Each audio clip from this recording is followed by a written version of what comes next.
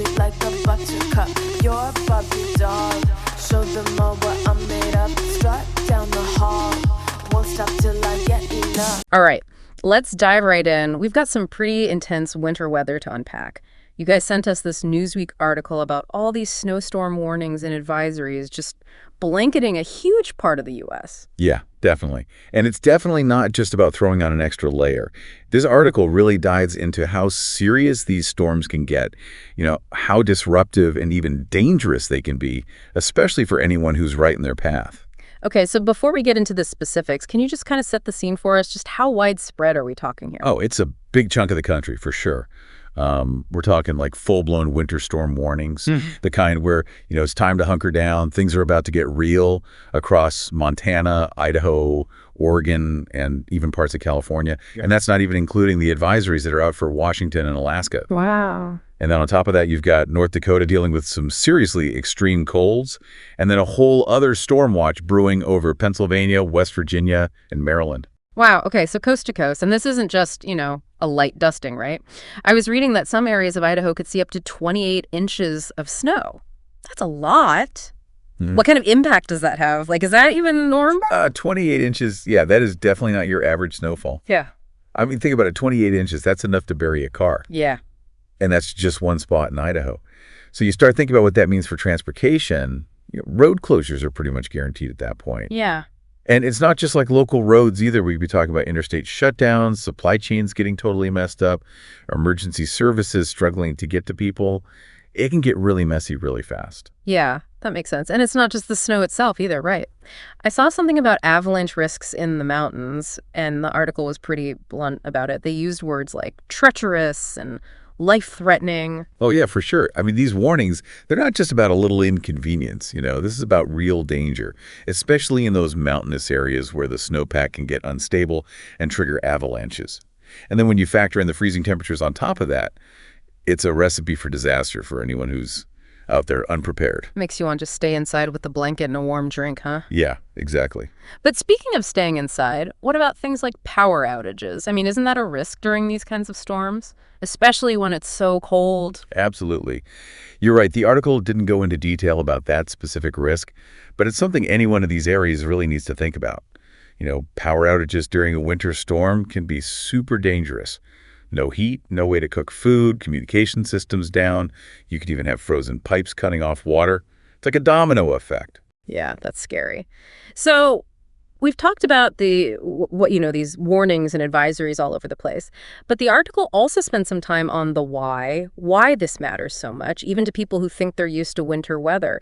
And they do a good job of that by including these quotes from meteorologists on social media. I thought those quotes were really good. Puts a face to the science. It reminds you that there are actual people behind these forecasts who are really invested in keeping everyone safe. Yeah, there was one that stuck out to me. It was from an NBC Montana meteorologist, Mitchell Ryan Coombs.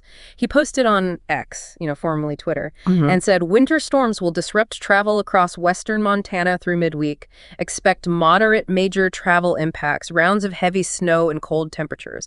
And then he even added that warnings, watches, and advisories were in effect for all of western Montana. Like, that really drives home how serious this is, Totally. Yeah. And it's interesting, right, how social media has become such a key tool for getting this information out there quickly and directly. These meteorologists aren't just giving us data, they're adding context, urgency, which is so important in getting people to take action. Yeah, I agree. I am curious, though, about the accuracy of it all. Social media is great for spreading information fast, but do you ever worry that it could lead to people overreacting or maybe even spreading misinformation?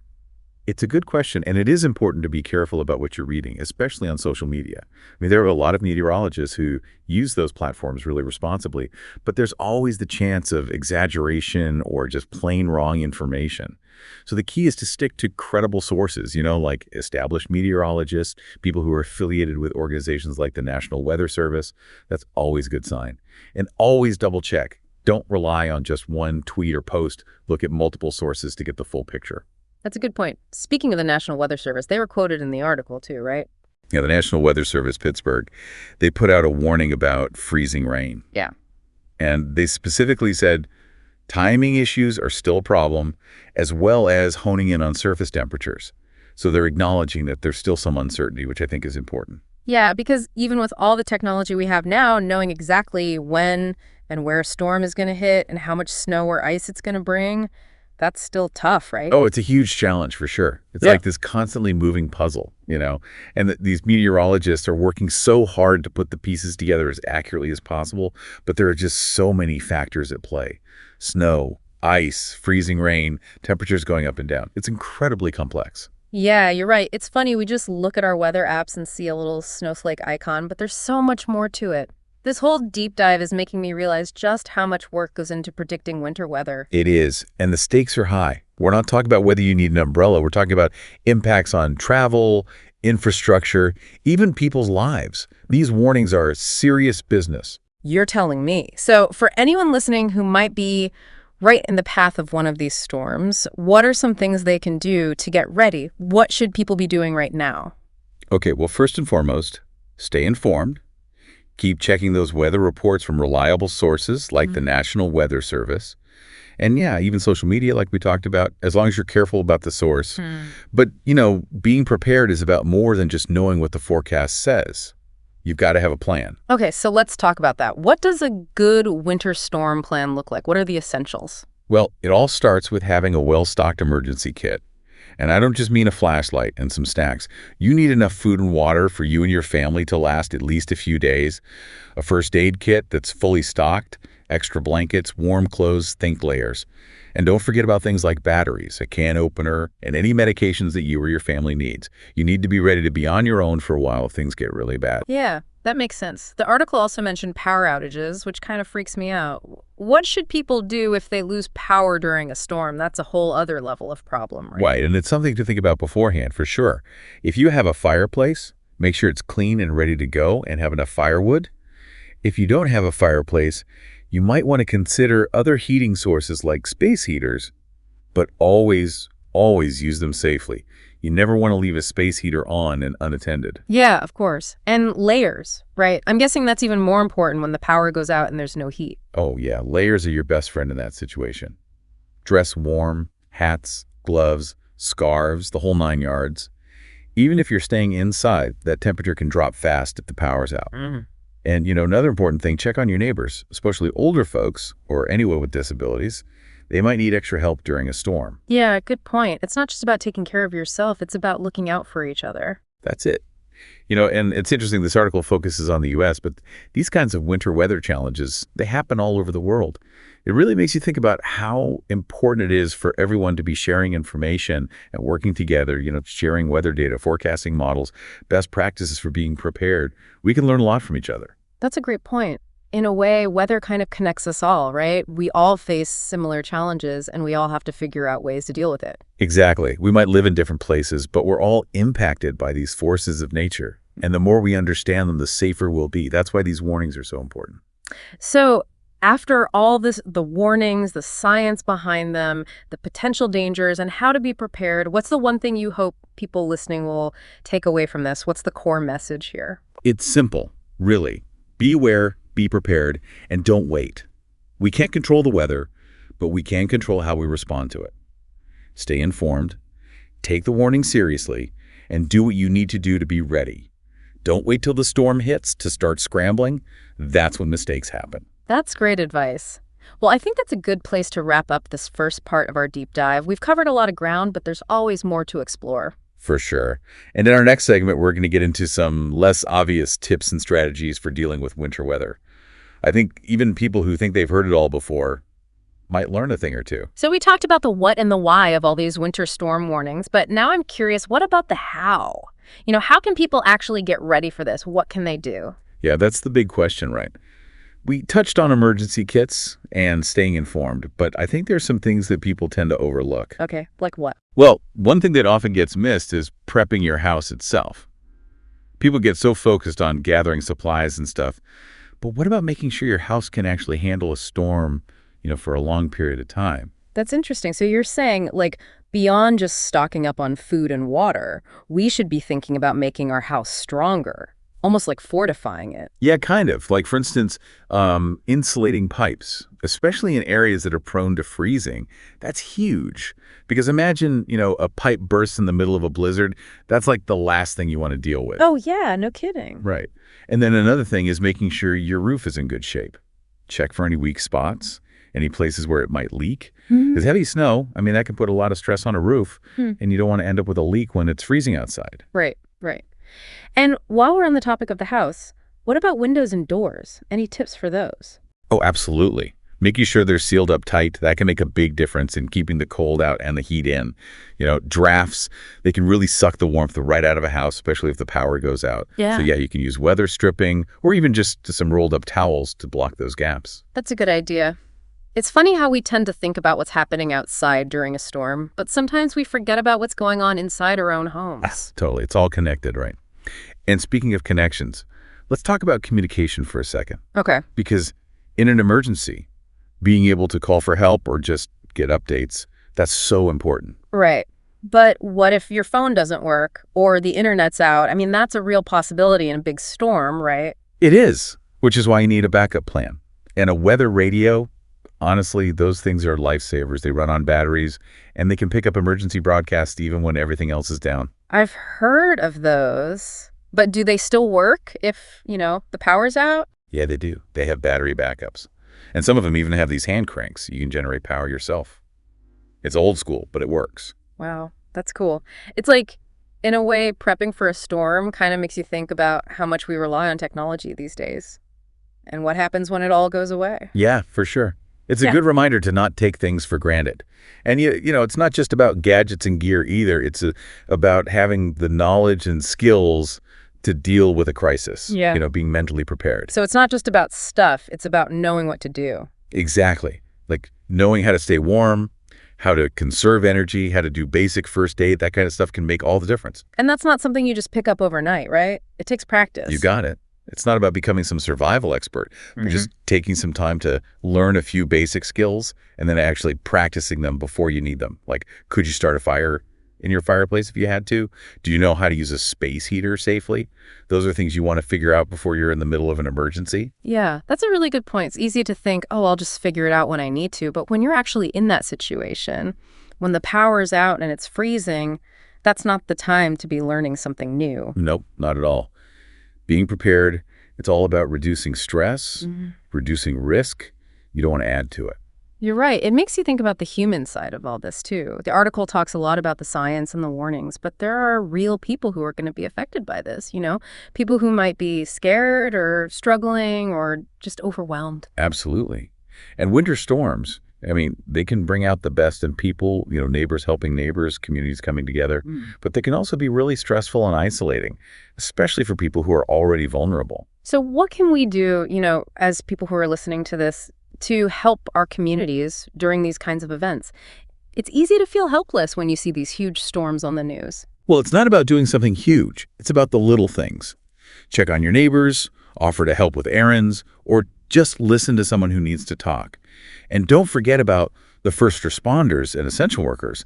They're the ones who are out there on the front lines, keeping everything running. It's true. We don't always think about them, but they're the ones who are really making a difference in these situations. For sure. And speaking of people who are making a difference, we were talking about those meteorologists earlier, but it's not just them. There's a whole network of people behind the scenes who are working to keep everyone safe during a storm. Oh, yeah, you're right. It's not just the person we see on TV giving the forecast. It's researchers, technicians, people who are analyzing data. Exactly. It's a team effort. And it kind of highlights how important it is to invest in science and technology, especially with climate change and everything. Which actually brings me to something I wanted to ask you about climate change. Do you think there's a connection between these really intense winter storms and climate change? Is there a link there? Well, it's complicated. Scientists are still studying it, trying to figure out the specifics. But there is some evidence that suggests that a warmer planet could actually lead to more extreme winter weather events, at least in certain regions. That seems kind of counterintuitive, doesn't it? Like, a warmer planet equals more snow. I know, right? Seems backwards. But one reason is that warmer air actually holds more moisture. So when these storms form, they have more potential to dump a ton of snow. It's like the atmosphere has a bigger bucket to carry all that precipitation. Oh, interesting. So it's not that it's getting colder, it's just that there's more moisture available, so when it does snow, it really snows. Yeah, exactly. And then on top of that, climate change can really mess with typical weather patterns, which can lead to more unpredictable swings, more volatile conditions. So basically, a warmer planet could actually mean crazier winters. It's a possibility, for sure. And it just goes to show how important it is to take climate change seriously and start thinking about how we're going to adapt. You're right. It's wild. We started with tips on how to seal your windows, and now we're talking about the global impact of climate change. This deep dive has been full of surprises. It's all connected, right? I love that. So where do we go from here? What's next on our winter weather journey? Well, we've talked a lot about preparing for a storm, but what about what happens after the storm? The recovery process. That's what we're going to dive into next. We'll talk about how communities can come together to rebuild and learn from these experiences. Sounds good to me. Let's do it. All right, so we've covered a lot of ground here. The immediate dangers of these storms, the science behind them, even the bigger picture of climate change. Yeah, it's been pretty fascinating. I agree. But I think it's time to kind of shift gears a little bit. We've talked about what to do before a storm, during a storm, but what about after the storm hits? What happens then? Yeah, the aftermath, that's a whole other challenge, isn't it? Exactly. The snow might melt, but the impact of a storm like this, it can stick around for a long time. So where do we even start with recovery? What's the first step? Well, I think the first thing is just figuring out how bad the damage is. That's where those initial reports from, emergency responders and local officials are so important. Right. They give you the big picture, how many power outages are there? What roads are closed? Is there any structural damage? That kind of stuff helps to guide the recovery efforts. So it's about getting a sense of the scale of the problem. But then what? Where do you even begin with something this big? Well, you have to prioritize. Essential services come first, getting the power back on, clearing the roads, making sure people have food, water, shelter, the basics. Makes sense. And then once those immediate needs are met, then you can start focusing on the longer term stuff, like repairing damaged infrastructure, helping businesses recover, supporting people who've been displaced or lost their homes. And that's where community support becomes so crucial, right? We talked about helping each other before the storm, but it seems like that's even more important after the storm. Oh, absolutely. This is where communities really come together, to rebuild, to support each other, to kind of pick up the pieces. Volunteer organizations, churches, community groups, they all play a huge role in providing aid, offering a shoulder to cry on, just helping people get back on their feet. So it's like the storm might hit individual towns and cities, but the recovery, it's a group effort. Exactly. And it's not just about, immediate relief either. It's about learning from what happened. After a big storm like this, there's usually a period of reflection. What went well? What could we have done better? How can we be more prepared next time? That's a good point. So it's not just about bouncing back, it's about bouncing back stronger. Almost like turning a crisis into an opportunity to learn and grow. Yeah, that's the idea. Every storm, no matter how bad it is, it teaches us something. It might be about improving our infrastructure or our emergency response plans or maybe just strengthening our communities. So it's about resilience, right? Weather is always going to be a factor, but we can learn to live with it, even thrive in spite of it. Absolutely. It's the human spirit, right? Yeah. We adapt, we overcome, and it's not just about reacting to storms. It's about being more proactive. This whole deep dive, it's been about preparedness, but it's also been about climate change. And that's a conversation we need to keep having. It's all connected, right? Individual storms, community resilience, global climate patterns. It's a big web, but the more we understand those connections, the better equipped we are to make good decisions. Couldn't have said it better myself.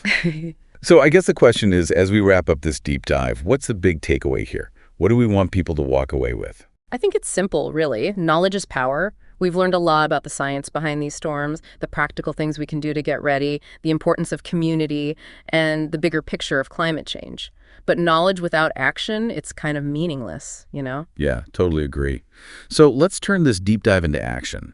Stay informed, pay attention to those warnings, make a plan, get involved in your community, and be a voice for change when it comes to climate action. We can get through anything if we work together. Beautifully said. And on that note, I think it's time to wrap up this deep dive into winter weather. Stay warm, stay safe, and stay curious out there. Sound the alarm. I'm coming up. We'll have a ball. I'm sweet like a buttercup. You're a Barbie doll. Show them all what I'm made